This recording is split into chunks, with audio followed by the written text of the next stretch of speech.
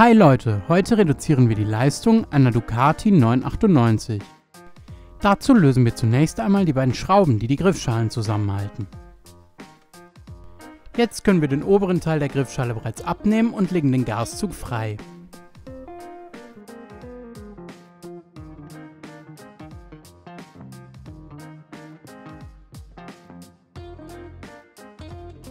Es ist darauf zu achten, dass der Gaszug später wieder genau in dieser Fassung läuft.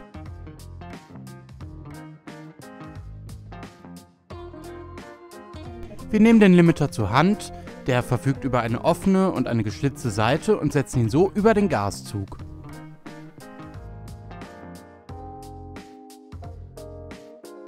Die Leistungsreduzierung ist hiermit tatsächlich schon vorgenommen. Wir haben das Monster also erfolgreich gedrosselt und können nun die Griffschale wieder aufsetzen. Das ist mit etwas Fummelei verbunden, das müssen wir zugeben, aber irgendwann klappt das ganz bestimmt. Wie gesagt, das Ganze muss genau in dieser Führung laufen und wir können die Griffschale also wieder ansetzen und die Schrauben festzurren.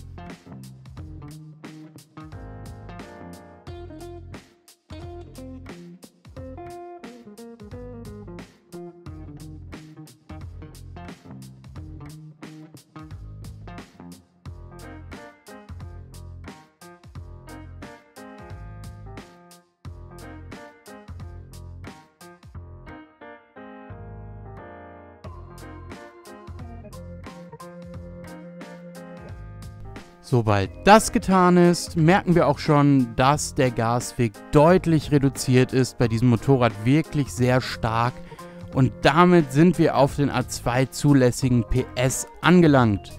Hier ist das Teilegutachten, das könnt ihr mit zum TÜV oder zu der DEKRA nehmen und das Ganze zulassen. In diesem Sinne, always ride safe.